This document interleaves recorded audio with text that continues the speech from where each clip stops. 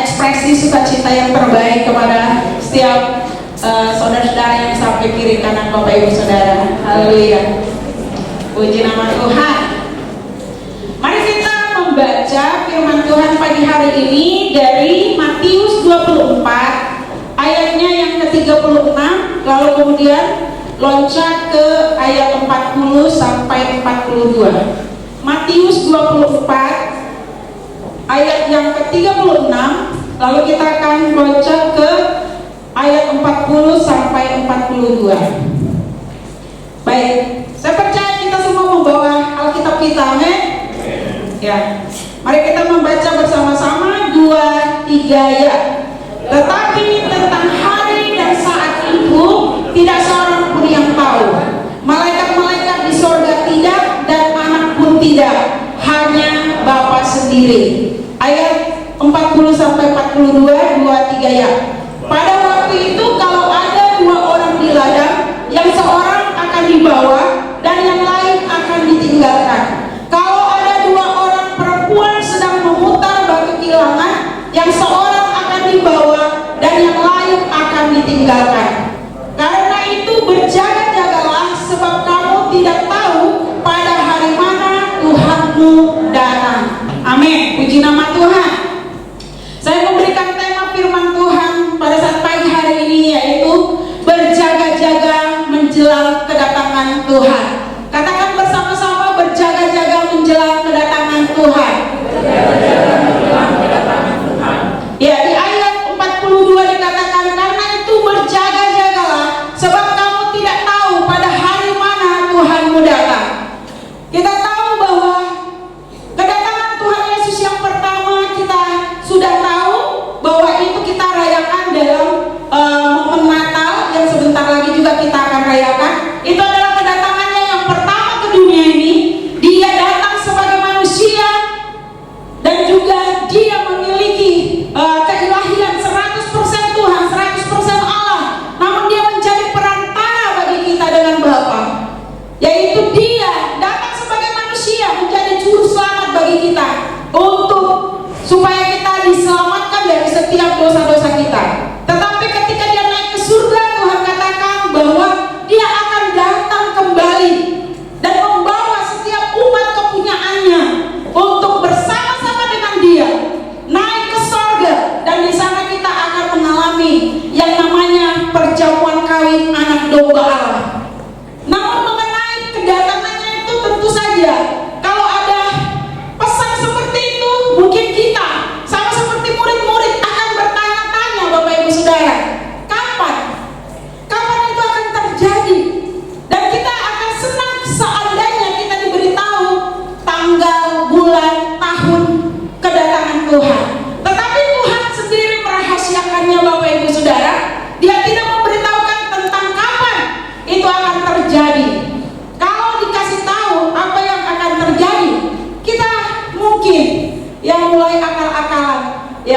masih lama Tuhan Yesus datang kali kedua, jadi saya mau hidup senang-senang dulu. Nggak usah terlalu ikut-ikut Tuhan, nggak usah terlalu ikut aturan, nggak usah terlalu jaga-jaga sikap perbuatan. Nanti kalau mau 1 tahun lagi Tuhan Yesus datang, nanti di situ saya mau bertobat sungguh-sungguh. Nanti di situ saya akan hidup sungguh-sungguh supaya ketika Tuhan Yesus datang, saya bisa ikut juga di antara orang-orang yang akan terangkat ke surga.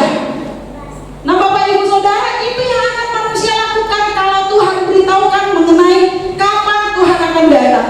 Di ayat 36 dikatakan, tetapi tentang hari dan saat itu tidak seorang pun yang tahu. Malaikat-malaikat di sorga tidak, dan anak pun tidak, hanya Bapa sendiri. Sekalipun itu dirahasiakan Bapak Ibu Saudara, tetapi Tuhan memberitahukan kepada kita tanda-tanda kedatangannya. Kalau kita baca dari Matius pasal yang 24 sampai 25, itu tentang khotbah tentang akhir zaman. Itu selama masih Tuhan Yesus hidup, dia sendiri yang menyampaikan hal itu kepada kita supaya kita bisa melihat tanda-tanda kedatangannya. Nah, kita belajar dulu beberapa tentang tanda kedatangan Tuhan. Ya, poin yang pertama adalah adanya perang, gempa bumi, tsunami, kelaparan, dan bencana-bencana alam lainnya di berbagai negara. Kita baca Matius 24 ayat 6 dan 7. Matius 24 ayat 6 sampai ayatnya yang ke-7, kita baca bersama-sama 2-3 ayat.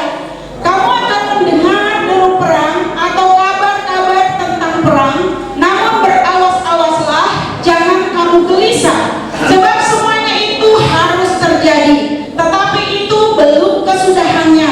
Sebab bangsa akan bangkit melawan bangsa, dan kerajaan melawan kerajaan. Akan ada kelaparan dan gempa bumi di berbagai tempat. Lalu kita akan baca Lukas 21 ayat yang ke-25. Lukas 21 ayatnya yang ke-25.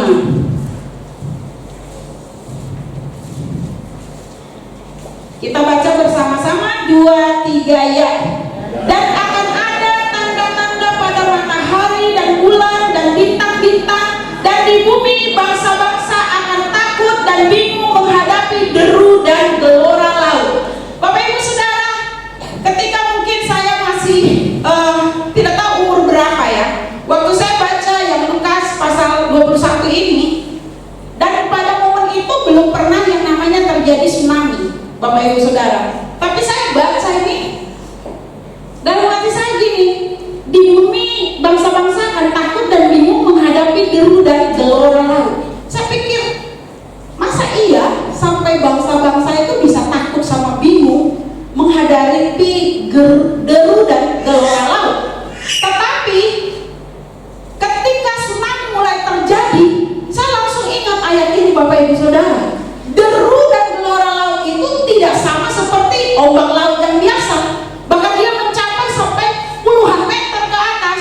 Dan bahkan sekarang ini Bapak Ibu Saudara, asal ada pemberitaan tentang tsunami, semua orang melarikan diri sampai belum tsunami-nya terjadi, sudah ada yang mati di jalan, terlindas, tertimpa, bahkan mungkin ada yang bawa motor sudah nggak lihat lagi. Pernah itu waktu itu kalau nggak salah di Manado ada gempa, terus kemudian hanya diprediksi ada tsunami, tapi itu terjadinya subuh-subuh Bapak Ibu Saudara. Beberapa orang meninggal karena terlindas atau dia mungkin tertabrak orang lain yang melarikan diri, jatuh dan akhirnya terpijak-pijak Bapak Ibu Saudara. Mengenai perang, kita tahu Ukraina dan Rusia juga sebetulnya dari dulu pun sudah sering ada perang. Begitu juga gempa bumi, begitu juga yang namanya kebakaran hutan, bencana alam lainnya, banjir, dan lain sebagainya. Tetapi pada menjelang kedatangan Tuhan, frekuensinya akan semakin meningkat. Jadi bahkan saat ini perang antara Israel dan Palestina itu adalah bagian dari penggenapan nubuatan Alkitab, Bapak Ibu Saudara. Justru kalau Israel sudah berhasil merebut Palestina di masa yang akan datang, bukan karena dia tidak bisa merebutnya sekarang. Israel teknologi yang sangat canggih Bapak Ibu Saudara. Bukan karena mereka tidak bisa berhasil merebutnya sekarang, tapi mereka itu harus sesuai dengan timingnya Tuhan Bapak Ibu Saudara. Kalau mereka sudah berhasil pada waktu yang akan datang merebut itu, justru di Yerusalem akan dibangun bait suci ketiga. Dan itu adalah momen di mana begitu dekatnya keadaan kita dengan zaman antikristus. Nah Bapak Ibu Saudara, kenapa? Karena nanti antikristus juga akan muncul, bahkan akan ada di rumah ibadat dan akan menyatakan diri sebagai Allah dan minta supaya semua orang menyembah Dia. Nah Bapak Ibu Saudara, itu pembuatan Alkitab, dan itu juga sudah banyak rabi-rabi dari Yahudi yang mempelajari mengenai kode-kode yang tertulis di dalam Alkitab menyatakan hal itu. Dan sesuai dengan waktu Tuhan, sesuai dengan nubuatan yang Alkitab, mereka menyelidiki nubuatan Alkitab. Sesuai dengan nubuatan Alkitab, justru kedatangan Tuhan itu lebih banyak disoroti dari keadaan Israel saat ini. Nah Bapak Ibu Saudara, jadi tanda kedatangan Tuhan, kalau mengenai apa yang sudah kita baca, perang, gempa, tsunami, kelaparan, bencana, itu bukan lagi nanti akan terjadi, itu sudah terjadi. Beberapa waktu yang lalu dalam acara PPJ, Pastor Yesaya Hemubau sampaikan, kita bukan sekedar sudah ada di akhir zaman, tapi kita sudah ada di ujung dari akhir zaman itu. Dan banyak juga hamba-hamba Tuhan yang berbicara mengenai the end of times, Bapak Ibu Saudara, bahwa hari-hari kita adalah hari-hari di mana kita itu sudah ada mendekati sekali di hari-hari terakhir. Nah jadi tanda yang kedua adalah adanya Mesias-Mesias dan nabi-nabi palsu, dan kemudian kemurtadan yang terjadi, peningkatannya sangat tinggi. Kita akan lihat Matius 24 ayat 10 sampai 11. Ya, Matius 24 ayat 10 sampai 11. Kita akan baca bersama-sama 2-3 ya. Dan banyak orang akan murtad, dan mereka akan saling menyerahkan dan saling membenci. Banyak nabi palsu akan muncul dan menyesatkan banyak orang. Kita baca lagi ayat yang lain, yaitu Matius 24 ayat 23 sampai 24. Di sebelahnya kita baca bersama-sama 2-3 ya. Pada waktu itu jika orang berkata kepada kamu, lihat Mesias ada di sini atau Mesias ada di sana, jangan kamu percaya, sebab Mesias-Mesias palsu dan nabi-nabi palsu akan muncul, dan mereka akan mengadakan tanda-tanda yang dahsyat dan mujizat-mujizat, sehingga sekiranya mungkin mereka menyesatkan orang-orang pilihan juga. Jadi tujuannya nabi-nabi palsu atau Mesias-Mesias palsu ini adalah menyesatkan. Tujuannya menyesatkan. Dan karena mereka menyesatkan, itulah terjadi banyak kemurtadan Bapak Ibu Saudara. Dan itu bisa saja kemurtadan itu dari kelompok ya keyakinan lain yang terus menggembar-gemborkan mengenai bahwa Yesus bukanlah Tuhan dan Dia hanya manusia biasa. Itu bisa mendatangkan di hati orang keraguan terhadap ketuhanan Yesus. Tetapi dari kekristenan sendiri pun akan muncul orang-orang yang mungkin dari awal motivasinya udah gak benar atau pengertiannya tidak benar, dan sekarang bahkan sudah ada hamba Tuhan yang cukup terkenal sudah berani mengatakan bahwa Yesus tidak setara dengan Allah Bapa. Dan Bapak Ibu Saudara, saya mau kasih tahu, hati-hati dengan mempercayai ajaran-ajaran yang sekedar hanya ada di sosial media. Kita mempunyai doktrin yang jelas bahwa Allah itu adalah Allah Tritunggal. Yesus adalah Tuhan, Roh Kudus adalah Tuhan, Bapa adalah Tuhan, tiga tetapi satu kesatuan. Nah Bapak Ibu Saudara, jangan sampai dengan ada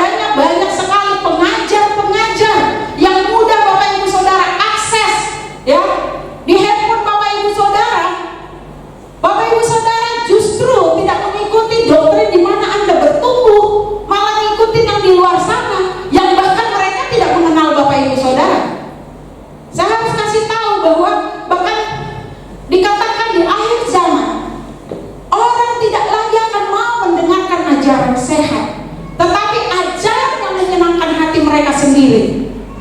Zaman dulu kita mendengar khotbah ya di gereja, di pertemuan ibadah sekarang. Tapi sekarang sangat mudah kita mengakses khotbah apa saja, sementara kita tidak mengenal siapa mereka yang berkhotbah itu.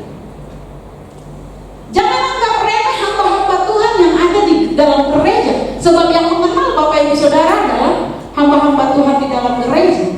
Mungkin sudah beberapa kali khotbah berturut-turut, dari mulai Pastor Parsaulian, kemudian minggu lalu Pastor Salomo mengenai ketaatan kepada pemimpin. Yang saya tekankan adalah bahwa pemimpin yang mengenal Bapak Ibu Saudara di gereja ini adalah orang yang berjaga-jaga atas jiwa Bapak Ibu Saudara. Jadi sekalipun kita bebas mengakses ajaran-ajaran atau khotbah-khotbah apa saja, kalau itu melenceng dari doktrin gereja kita Bapak Ibu Saudara, Bapak Ibu Saudara jangan mengikutinya. Supaya apa? Jangan terjadi kesesatan dan jangan terjadi kemurtadan. Amin. Amin. Puji Tuhan. Haleluya. Yang ketiga adalah berita Injil akan tersebar ke seluruh dunia. Matius 24 ayatnya yang ke-14.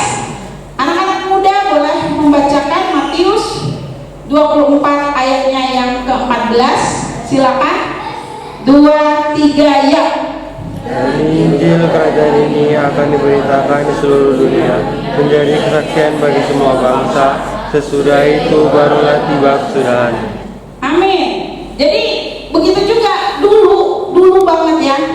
Saya itu kalau baca ayat ini, berita Injil akan tersebar, akan diberitakan di seluruh dunia. Saya pikir berapa banyak misionaris yang harus diutus untuk bisa membuat berita Injil itu diberitakan di seluruh dunia.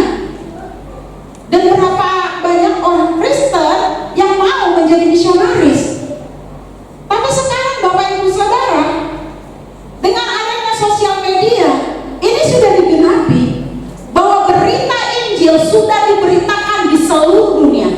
Perhatikan baik-baik, Alkitab tidak mengatakan bahwa semua orang di seluruh dunia harus menerima dan percaya Injil. Tidak dikatakan seperti itu, tetapi hanya dikatakan bahwa berita Injil atau Injil itu akan diberitakan di seluruh dunia, dan kita sudah mengalaminya sekarang. Saya berpikir zaman dulu ketika belum ada teknologi sebagus sekarang, saya pikir Tuhan, ketika berita Injil itu diberitakan di seluruh dunia, saya masih hidup apa enggak ya? Saya masih bisa lihat itu apa enggak ya? Kayak gimana ya caranya Tuhan melakukannya? Apa mungkin akan ada KKR, terus revival begitu besar, orang muda, orang tua akhirnya meninggalkan bangsa dan negaranya untuk sampai memberitakan Injil ke seluruh dunia? Dulu imajinasi saya seperti itu Bapak Ibu Saudara, dan saya juga tetap rindu melihat hal seperti itu terjadi. Wah, kayaknya keren ya kalau tiba-tiba kebangkitan rohani terjadi, lalu saya melihat di semua bangsa ada satu gerakan massal di mana orang-orang rindu untuk menjadi utusan misi dan memberitakan Injil ke seluruh dunia. Ternyata seperti yang dikatakan firman Tuhan, setinggi langit dari bumi, demikian tingginya jalanku dari jalanmu, rancanganku dari rancanganmu. Kita berpikir seperti itu, tetapi Tuhan punya cara yang melampaui akal pikiran kita. Kemajuan teknologi hari-hari ini sudah membuat berita Injil ini diberitakan di seluruh dunia. Melalui apa? Media-media sosial. Orang yang di kampung-kampung, orang yang di pedalaman sekalipun, bahkan orang yang di kutub Eskimo sekalipun, dengan handphone di tangan mereka bisa mendengar berita Injil. Mengenai apakah mereka ketika di beranda mereka lewat khotbah-khotbah tentang Injil, apakah mereka menjadi percaya atau tidak? Bukan itu ukurannya di dalam Alkitab. Karena Tuhan tidak akan menunggu semua orang harus percaya, tetapi dikatakan berita Injil akan diberitakan di seluruh dunia. Amin. Jadi kita sudah sampai di momen itu Bapak Ibu Saudara, Dan saya bersyukur bahwa saya masih sempat melihat apa yang dulu itu saya pikirkan. Sempat nggak ya? Sempat nggak saya lihat itu? Ternyata masih sempat, Bapak Ibu Saudara. Dan yang keempat adalah kejahatan atau berbagai bentuk dosa akan meningkat dan muncul di dalam hati manusia. Kita baca Matius 24 ayat 38 sampai 39. Matius 24 ayat 38 sampai 39. Kita baca bersama-sama 2-3 ya. Sebab sebagaimana mereka pada zaman sebelum air bah itu makan dan minum, kawin dan mengawinkan sampai kepada hari Nuh masuk ke dalam bahtera, dan mereka tidak tahu akan sesuatu sebelum air bah itu datang dan melenyapkan mereka semua, demikian pula lah halnya kelak pada kedatangan Anak Manusia. Wah, ini kita kadang-kadang lihat itu sepertinya nggak negatif ya. Makan, minum biasa aja. Kawin, mengawinkan, mungkin itu pesta pernikahan biasa aja. Itu bukan seperti itu, Bapak Ibu Saudara. Makan dan minum itu adalah kayak pesta pora, ya, pesta pora, dan juga satu bangkitnya suatu kerakusan. Lihat sekarang Bapak Ibu Saudara, sosial media mukbang itu membangkitkan, entah itu cuma sebagian juga tipu-tipu, tapi sebagiannya benar, yang sampai orang badannya sampai melar. Sebagian tipu-tipu diedit, Bapak Ibu Saudara. Tetapi itulah sekarang yang dipertontonkan oleh media-media sosial. Dan kemudian kawin dan mengawinkan itu bukan pesta pernikahan, Bapak Ibu Saudara, tetapi roh kawin mawin, dosa-dosa seksual yang memuncak. Ya, kenapa air bah harus datang? Alkitab memberitahukan laki-laki menyukai laki-laki, perempuan menyukai perempuan, dan seterusnya. Roh kawin mawin itu bukan pernikahan, tetapi itu adalah peningkatan dosa-dosa kenajisan, dosa-dosa seksual. Dan sekarang Bapak Ibu Saudara, ini kita harus waspadai sebagai orang percaya, karena di handphone kita bisa berseliweran semua hal apapun, baik, buruk, rohani, tidak rohani, dan lain sebagainya. Saya mau ingatkan para orang tua, perhatikan anak-anak Bapak Ibu Saudara. Jangan terlalu kecil dia sudah dikasih terus-terusan nonton video-video di handphone tanpa pengawasan Bapak Ibu Saudara. Karena Bapak Ibu Saudara tidak tahu seberapa banyak roh jahat yang mereka masuk melalui media sosial, dan mereka tidak bisa memfilter itu. Di luar pengawasan Bapak Ibu Saudara, mereka pencet TikTok dan apa saja lewat. Roh jahat bisa masuk lewat film-film horor, lewat film-film memang yang sudah dipersembahkan dengan pemujaan setan, Bapak Ibu Saudara. Lalu kemudian film-film, maaf kata, yang kotor ya, film-film porno, mereka bisa tanpa sengaja pun bisa mereka melihatnya. Dan apalagi di dalam ibadah, saya mau katakan hanya karena Bapak Ibu Saudara ingin menikmati hadirat Tuhan, ingin dengar firman, ya supaya anaknya tenang, kasih aja handphone. Anda sedang mengajarkan anak itu tidak menghormati Tuhan, dan akan bangkit satu generasi yang tidak peduli agama. Itu dikatakan di Timotius. Apalagi pas zaman kudus, itu kadang-kadang orang anak-anak tuh itu di mana namanya tuh di lobi, malah mereka tuh berbaring di lantai. Ada yang tengkurap, ada yang tergeletak ini nonton. Kita harus ajarkan mulai dari sekarang roh yang beribadah sungguh-sungguh itu kepada anak-anak kita, bahwa datang ke gereja bukan untuk nonton video, Bapak Ibu Saudara. Kalau anak-anak kecil, kita tidak peduli apakah mereka menghormati Tuhan atau tidak dalam ibadah. Siapa yang akan mengajar mereka menghormati Tuhan? Dan mereka akan bangkit roh masa bodoh, ya. Jadi saya percaya kita orang-orang tua yang peduli, amin. Mulai dari sekarang kita akan perhatikan anak-anak kita. Bahkan Steve Jobs ya, yang pemilik Apple, pencipta Apple, dia saja tidak memberikan anaknya handphone sebelum berusia 14 tahun. Lalu kita masih baby diem. Jadi itu akan menjadi satu bahaya dalam kehidupan anak-anak. Mari kita buka 2 Timotius 3 ayat 1 sampai 4. 2 Timotius 3 ayat 1 sampai 4. Kita baca bersama-sama. 2, 3 ya. Ketahuilah bahwa pada hari-hari terakhir akan datang masa yang sukar. Manusia akan mencintai dirinya sendiri dan menjadi hamba uang. Mereka akan membual, menyombongkan diri, mereka akan menjadi pemfitnah, mereka akan berontak terhadap orang tua dan tidak tahu berterima kasih, tidak mempedulikan agama, tidak tahu mengasihi, tidak mau berdamai, suka menjelekkan orang, tidak dapat mengekang diri, garang, tidak suka yang baik, suka mengkhianat, tidak berpikir panjang, lebih menuruti hawa nafsu daripada menuruti Allah. Kita bersyukur kalau kita punya komunitas yang baik, di mana lingkaran atau circle pertemanan kita mungkin orang-orangnya baik. Tetapi kita tidak menutup mata, Bapak Ibu Saudara, semua yang ada dikatakan di ayat ini ada di sekitar kita sekarang, sudah bekerja, sekarang sudah terjadi. Berapa banyak kita melihat postingan viral, anak sama orang tua gara-gara harta warisan harus berada di pengadilan, ya.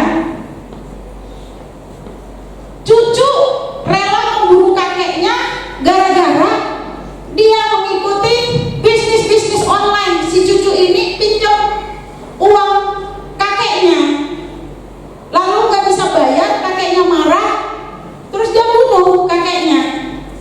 Nah, jadi Bapak Ibu Saudara, kita lihat bukan lagi kalau dulu saya misalnya beritanya itu entah di negara mana gitu kan, orang bunuh siapa gitu, di negara mana saya pun nggak tahu. Tapi kalau sekarang udah di sekeliling kita, deket-deket di sekeliling kita, ya. Satu kali ada satu jemaat di sini cerita, Ibu Ratna, tadi malam saya nggak bisa tidur. Kenapa? Di kompleks perumahan saya tuh ribut, rame sampai pagi. Kenapa? Saya bilang ada satu bapak dibunuh di dekat situ. Serem banget, Bu. Saya bilang, iya, gara-garanya itu istrinya yang suruh orang untuk bunuh suaminya, gara-gara suaminya selingkuh. Jadi seperti itu Bapak Ibu Saudara, udah deket-deket banget di sekitar kita, Bapak Ibu Saudara, bukan jauh-jauh di sana. Nah, inilah tanda-tanda di hari-hari terakhir bahwa kejahatan meningkat, dan itu dikatakan oleh Alkitab karena bertambahnya dosa, ya, kasih kebanyakan orang semakin dingin. Rasa mengasihi satu yang lain itu sudah semakin memudar, tetapi kita anak Tuhan di tempat ini tidak. Amin. Kita dipenuhi oleh kasih Tuhan, kita dipersatukan oleh kasih Tuhan. Firman Allah katakan, kenakanlah kasih sebagai pengikat yang menyatukan dan menyempurnakan. Amin. Kalau ada sedikit-sedikit ya yang kurang-kurang enak hati, itu biasa Bapak Ibu Saudara. Karena besi menajamkan besi, manusia menajamkan sesamanya. Lalu bagaimana caranya supaya kita ketika melihat tanda-tanda ini sudah terjadi di sekeliling kita? Kalau mengenai yang di kitab Wahyu itu nanti saya serahkan saja kepada Pak Salomo atau Pastor Nelson untuk membicarakan itu. Yang hari ini kita lihat yang simpel saja Bapak Ibu Saudara. Nah, ketika kita melihat keadaan-keadaan ini terjadi di sekeliling kita, apa yang harus kita lakukan? Firman Tuhan katakan tadi, berjaga-jagalah. Berjaga-jagalah. Poin yang pertama yang harus kita lakukan adalah jaga persekutuan dengan Tuhan. Amin. Kalau katakan kiri kanannya Bapak Ibu Saudara, jaga persekutuan dengan Tuhan. Ya, kita harus menjaga persekutuan kita dengan Tuhan. Karena kalau kita menjaga persekutuan kita dengan Tuhan, Tuhan mengalirkan apa yang dari rohnya ke dalam roh kita. 1 Korintus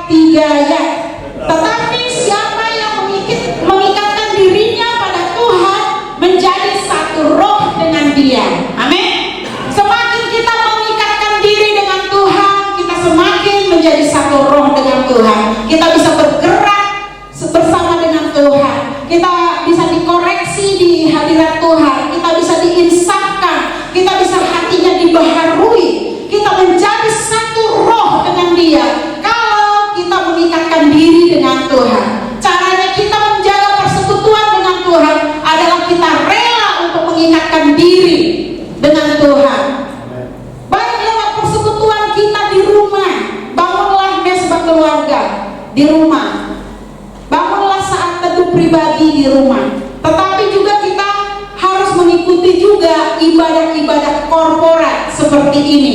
Ibadah bersama di mana kita di tempat di sini kita beribadah satu dengan yang lain, kita saling menyapa, kita saling menguatkan, kita melihat wajah saudara kita seperti lesu, mungkin kita tidak tahu apa pergumulannya. Kita bisa menaruh tangan kita di pundaknya dan kita bilang, Tuhan memberkati ibu. Itu bisa menguatkan Bapak Ibu Saudara, ya. Lalu kemudian di sini kita melayani satu dengan yang lain. Amin. Melayani, ya, melayani satu dengan yang lain. Ada waktunya kita yang melayani jemaat, ada waktunya kita yang dilayani. Seperti itu. Jadi saling. Kalau saya tidak berkhotbah, saya yang dilayani karena saya menerima rema firman Tuhan dari hamba Tuhan yang lain yang sedang berkhotbah. Ketika saya yang berkhotbah, mungkin Bapak Ibu Saudara yang menerima rema, saudara sedang dilayani. Seperti itu. Jadi kita ada waktunya kita memberi dari diri kita, ada waktunya kita menerima dari orang-orang lain yang melayani untuk mengisi rohani kita. Jadi itulah dikatakan jaga persekutuan kita dengan Tuhan.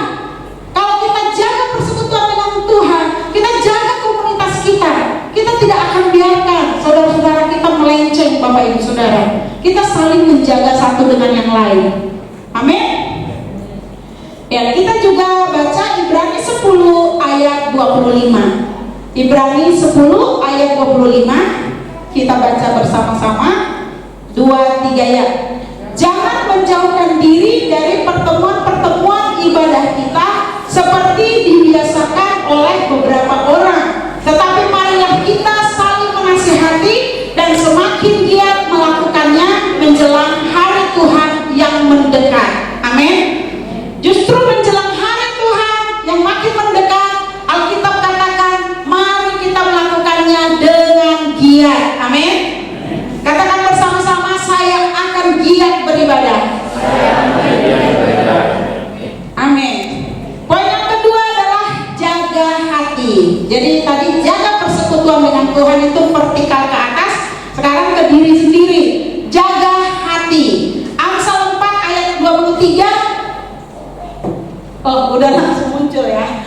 Padahal mau saya tes untuk hafal sama-sama. 2-3 ya. Jagalah hatimu dengan segala kewaspadaan, karena dari situlah terpancar kehidupan. Jadi kehidupan akan terpancar dari hati kita. Hati yang dijaga, yang akan membuat ada pancaran pancaran hati yang mendatangkan kehidupan, ya Bapak Ibu Saudara, yang kita manifestasikan. Matius 15 ayat 19. Kita baca Matius 15 ayat 19. 2-3 ya. Karena dari hati timbul segala pikiran jahat, pembunuhan, perzinahan, percabulan, pencurian, sumpah palsu, dan hujat. Jadi dari hati orang muncul segala macam perbuatan jahat. Segala sesuatu dimulai dari hati. Ya, orang tidak langsung mencuri kalau itu tidak pernah ada di hatinya. Ya, kalau tidak pernah ada di hatinya, tidak pernah ada di pikirannya, dia tidak akan mencuri. Jadi mencuri itu adalah tindakan, tapi planningnya itu sudah ada di dalam hati, Bapak Ibu Saudara. Nah, kalau hati kita selalu usahakan bersih, Bapak Ibu Saudara, kita bersihkan dengan firman Tuhan. Ya, firman Tuhan itu adalah firman yang membersihkan hati kita, maka hati kita itu akan menjadi terjaga. Ya. 1 Timotius 1 ayat 19. 1 Timotius 1 ayat 19. Kita baca bersama-sama 2-3 ya. Beberapa orang telah menolak hati nuraninya yang murni, dan karena itu kandaslah iman mereka. Jangan tolak hati nurani yang murni. Kalau ada di dalam hati kita, ya, kok tadi pas saya ngomong sama orang itu kayaknya tiba-tiba ada perasaan yang nggak enak. Mungkin itu salah satu tanda dari hati nurani kita yang murni itu mengingatkan kita, jangan-jangan tadi yang kamu ngomongin itu melukai temanmu, seperti itu. Nah, Nah, jadi jangan kita abaikan Bapak Ibu Saudara. Semakin kita abaikan hati nurani kita, dia tidak akan berbicara lagi. Semakin kita abaikan, maka kepekaan kita akan tumpul, ya. Jadi kita harus jaga hati nurani kita. Jangan menolak hati nurani supaya imanmu tidak kandas. Ya, kalau hati nurani kita udah bilang jangan bergaul dengan orang itu, nanti kamu tergoda, ya, kamu tergoda untuk minum. Jangan berteman dengan orang itu, nanti kamu tergoda untuk ini main kartu, ya. Jangan tolak hati nurani kita Bapak Ibu Saudara, karena kalau kita tolak maka kita akan lebih cenderung mengikuti kedagingan kita. Dan ayat ini berkata, menolak hati nurani bisa membuat iman seseorang kandas, ya. Jaga kemurnian hati supaya iman kita terpelihara. Amin. Ya, anak-anak muda, jaga pergaulanmu. Jaga pergaulanmu, jangan sembrono. Ya, jaga circle pertemananmu. Bukan berarti kita nggak mau bergaul sampai sama orang yang tidak seiman, tetapi orang yang terdekat dengan kita sebaiknya adalah orang yang baik dan orang yang rohani. Amin. Poin yang ketiga adalah jaga diri atau jaga hidup. 1 Timotius 4 ayat 16. 1 Timotius 4 ayat 16, 2-3 ya. Awasilah dirimu dan awasilah ajaranmu. Bertekunlah dalam semuanya itu, karena dengan berbuat demikian engkau akan menyelamatkan dirimu dan semua orang yang mendengar engkau. Kata awasilah dirimu dan awasilah ajaranmu artinya jaga hidupmu, jaga dirimu, jaga tingkah lakumu. Semua kita mendapat perintah yang sama, termasuk saya, harus sama-sama mengawasi diri, mengawasi ajaran, mengawasi diri. Dan kalau kita bertekun menjaga diri kita, menjaga hidup kita tetap di jalan-jalannya Tuhan, maka dikatakan engkau menyelamatkan dirimu dan semua orang yang mendengar engkau. Oh, tapi saya nggak khotbah kok, jadi nggak ada yang mau saya awasi ajaran saya. Bapak Ibu Saudara, hidup kita yang sesungguhnya adalah khotbah kita, Bapak Ibu Saudara. Jadi belum tentu harus berdiri di sini baru yang namanya punya ajaran. Orang tua punya ajaran dengan anak-anaknya. Bapak Ibu Saudara tidak mungkin tidak mengajari anak-anaknya. Jadi kalau kita suruh anak kita jadi orang baik, padahal kita nggak melakukan hal yang baik, maka anak-anak kita pun berpikir yang penting aku bilang yang baik-baik, tapi hidupku nggak baik, nggak masalah. Kenapa? Karena dia lihat, oh papaku juga begitu, mamaku juga begitu, ya. Jadi kita semua punya ajaran. Jadi kita harus mengawasi diri dan juga mengawasi ajaran kita. Supaya apa? Ketika kita bertekun, kita sendiri menyelamatkan diri kita dan semua yang mendengar kita. Roma 12 ayat 1 ayat penutup. Kita baca bersama-sama. Cepat sekali ya, puji Tuhan. Maksudnya cepat sekali ayatnya ini. Saya kadang-kadang mau tes kita menghafal firman-Nya Bapak Ibu Saudara. 2-3 ya. Karena itu saudara-saudara, demi kemurahan Allah, aku menasihatkan kamu supaya kamu mempersembahkan tubuhmu sebagai persembahan yang hidup, yang kudus dan yang berkenan kepada Allah. Itu adalah ibadahmu yang sejati. Dengan mempersembahkan tubuh kita menjadi persembahan yang kudus, kita sedang menjaga hidup kita, menjaga diri kita. Amin. Kita semua adalah orang yang mau menjaga 3 hal ini. Amin. Yang pertama, jaga persekutuan dengan Tuhan. Yang kedua, jaga hati. Dan yang ketiga adalah jaga hidup. Amin.